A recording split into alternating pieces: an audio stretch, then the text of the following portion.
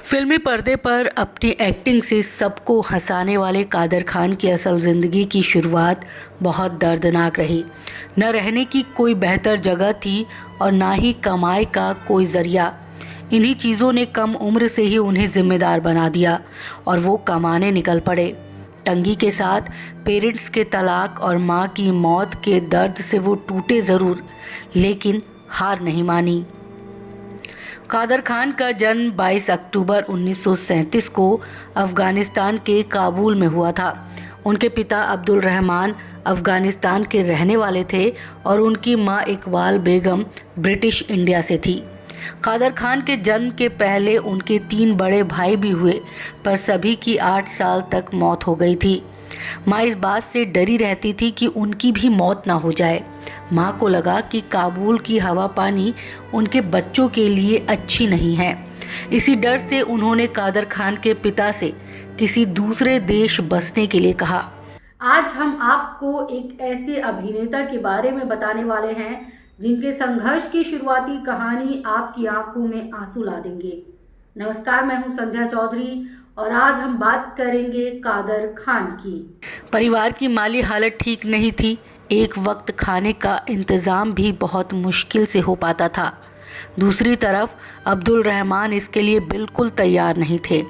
उन्हें पता था कि यहाँ पर तो किसी तरह से गुजारा हो रहा है, किसी दूसरी जगह हर एक चीज़ की शुरुआत दोबारा करनी पड़ेगी।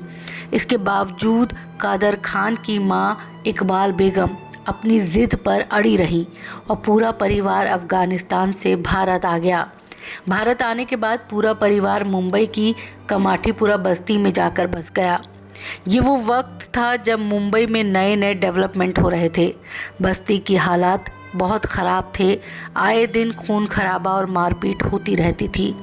बस्ती का ये माहौल कादर खान के पिता को बिल्कुल पसंद नहीं था। इसी बात को लेकर आए दिन उनके माता पिता में लड़ाइयाँ होती थी। हालात बहुत ख़राब हो गए और उनका तलाक हो गया। जिस वक्त उनके माँ बाप अलग हुए उस समय कादर खान की उम्र सिर्फ 1 साल थी। इधर बलूचिस्तान से कादर खान के ननिहाल वाले आ गए। उन्होंने बस्ती की खराब हालत देखकर कादर खान की मां की दूसरी शादी कराने की बात की। उस समय समाज में औरत का अकेला रहना भी गलत माना जाता था। दूसरी शादी हो जाने के बाद भी उनके घर के हालात सुधरे नहीं। तलाक के बाद भी कादर अपने पिता से जुड़े रहे। उधर कादर के प्रति उनके सौतेले पिता का व्यवहार ठीक नहीं था। घर के हालात भी बद से बदतर थे। सौतेले पिता कोई काम नहीं करते थे। वो ये जानते थे कि कादर खान अपने पहले पिता के साथ अच्छा बॉन्ड शेयर करते हैं। इसका फ़ायदा उठाकर सौतेले पिता उन्हें 10 किलोमीटर उनके पहले पिता के पास 2 रुपये मांगने के लिए भेज देते। इसके साथ ही वो मस्जिद में जाकर भीख भी मंगाते थे, पर इन सब से भी परिवार का गुजारा नहीं हो पाता था। आलम यह था कि पूरा परिवार सप्ताह में 3 दिन खाता और 3 दिन भूखा रहता। कादर खान, जिन्होंने फिल्मी पर्दे पर हमेशा सबको हंसने पर मजबूर कर दिया, लेकिन उनकी असल जिंदगी इससे बिल्कुल अलग थी।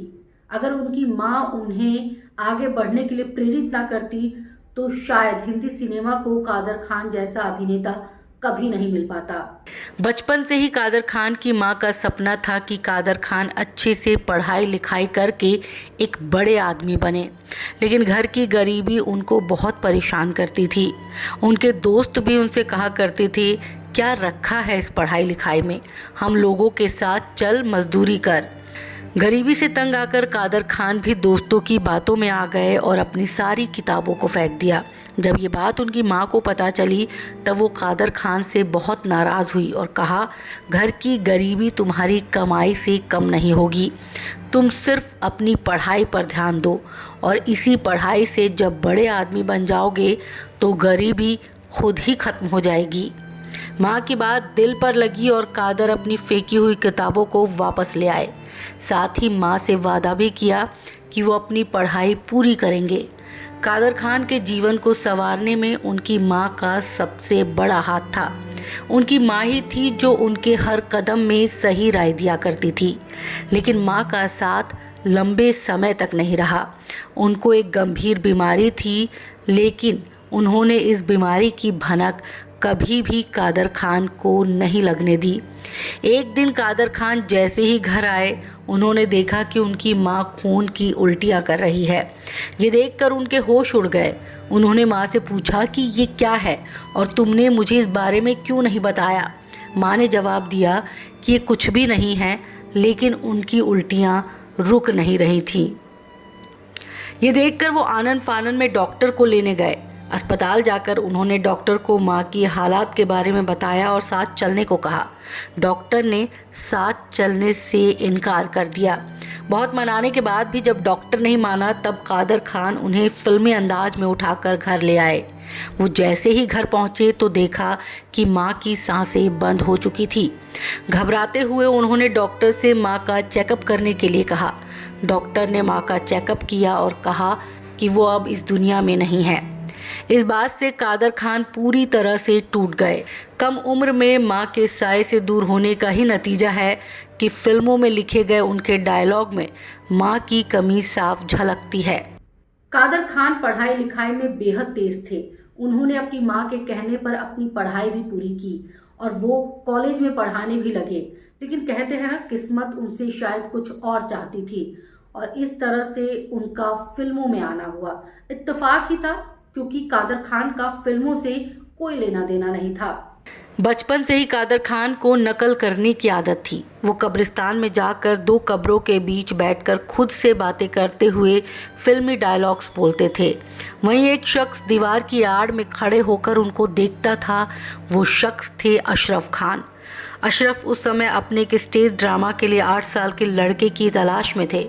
उन्होंने कादर को नाटक में काम दे दिया और यहीं से कादर खान की किस्मत बदल गई। माँ के चले जाने के बाद भी कादर खान ने उनसे किए वादे को पूरा करने के लिए ड्रामा करने के साथ अपनी पढ़ाई जारी रखी। कादर खान पढ़ाई में बेहद तेज थे। उन्होंने मुंबई के इस्माइल यूसुफ कॉलेज से ग्रेजुएशन किया। इसके बाद उन्होंने सिविल इंजीनियरिंग में पोस्ट ग्रेजुएशन किया। फिल्मी पर्दे पर शुरुआती दौर में कादर खान को विलन के रोल ज़्यादा ऑफर किए गए, लेकिन उनके बेटे को ये बात पसंद नहीं थी, क्योंकि अक्सर उनके बेटे को स्कूल में चिढ़ाया जाता था कि तुम्हारे पिता विलन तो बनते हैं, लेकिन आखिर में उनको पिटना ही होता है। और यही वजह थी कि कादर खान ने सिर्फ इसलिए विलन का किरदार निभाना छोड़ दिया। उन दिनों उनका एक ड्रामा ताश के पत्ते बहुत फेमस हुआ था। दूर दूर से लोग उनके इस ड्रामे को देखने के लिए आया करते थे। इसी दौरान एक दिन कादर कॉलेज में पढ़ा रहे थे, तभी उनके पास अचानक दिलीप कुमार का कॉल आया। कादर खान ने कॉल उठाया और उधर से आवाज़ आई, मैं दिलीप बोल रहा हूँ और मैं भी आपके ड्रामा ताश के पत्ते को देखना चाहता हूँ। इधर कादर खान एकदम शांत। दिलीप कुमार का नाम सुनते ही उनके हाथ पांव ठंडे पड़ गए। कुछ समय बाद कादर खान ने दिलीप साहब को जवाब दिया।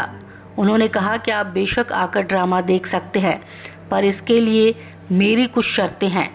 उन्होंने कहा कि आपको ठीक समय पर ड्रामा देखने के लिए आना होगा, क्योंकि गेट बंद होने के बाद वो दोबारा नहीं खोला जाता, और दूसरा ये कि आपको पूरा ड्रामा बैठ कर देखना होगा। कादर खान की ये दोनों शर्तें दिलीप साहब ने मान ली और दूसरे दिन समय से आधे घंटे पहले ही वो ड्रामा देखने के लिए पहुंच गए। साथ ही उन्होंने पूरा ड्रामा देखा। दिलीप साहब को कादर खान का ये ड्रामा बहुत पसंद आया और शो ख़त्म होते ही उन्होंने स्टेज पर ये अनाउंसमेंट कर दी कि वो फिल्मों में कादर खान को काम देंगे। इसके बाद दिलीप कुमार ने कादर खान को 2 फिल्मों में साइन किया। कादर खान की शादी से जुड़ा कोई फैक्ट मौजूद नहीं है, बस इस बात का जिक्र है कि उनके 3 बेटे सरफराज खान, शहनवाज खान और कुदूस थे। कादर ने एक इंटरव्यू में बताया था कि अपने बड़े बेटे सरफराज के कारण ही उन्होंने विलन का रोल करना बंद कर दिया था।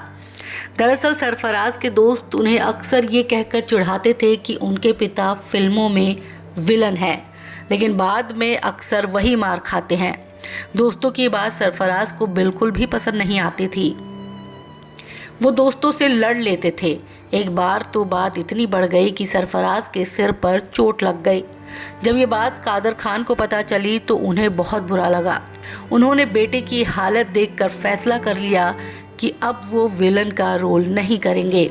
इसके बाद से कादर खान कॉमेडी रोल में दिखने लगे।